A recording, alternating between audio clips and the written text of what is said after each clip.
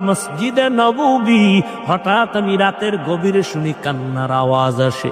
আমি নজর দিয়া বের হয়ে দেখি এত রাত্রে মসজিদের মধ্যে কে কান্না করে। আমি মুহাম্মদ দাঁড়াইয়া দেখি জান্নাতের 1 নাম্বার সার্টিফিকেট দাঁড়িয়ে আবু বকর নামাজে দাঁড়ায় দাঁড়ায় কান্না করে। আমি জিজ্ঞাসা করলাম, রে আবু বকর, আপনি নামাজে দাঁড়ায় কাঁদলেন কেন গভীর রাতে? আবু বকর চোখের পানি ছেড়ে বলেন, ইয়া রাসূলুল্লাহ, আমার মাওলার আদালতে আমি হাসরের ময়দানে কেমনে দাঁড়াবো সেই ভয়ে আমি কান্না করতেছি। কোরআন শরীফের একটা আয়াত আমারে কাঁদাইছে। বলে, কোন আয়াত আপনারে কান্না করাইলো?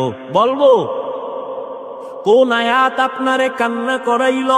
আবু বকর বলে, ওই আয়াত, ইন্নাল্লাহা আশতারা মিনাল মুমিনিনা আনফুসাহুম ওয়া আমওয়ালাহুম বিআন্না লাহুমুল জান্নাহ।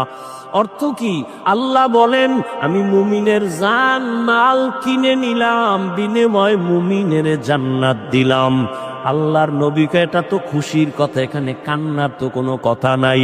আল্লাহ মুমিনের জানমাল কিনা নিছেন, মুমিনের জান্নাত দিছেন। কয়, ইয়া রাসূলুল্লাহ, এর মধ্যে একটা রহস্য খুঁজে পাইছি। কয়, কি? আবু বকর বলেন, ইয়া রাসূলুল্লাহ, আমি তো কাপড়ের ব্যবসা করি। এই ব্যবসায়ীরা ভালো করে শুনো।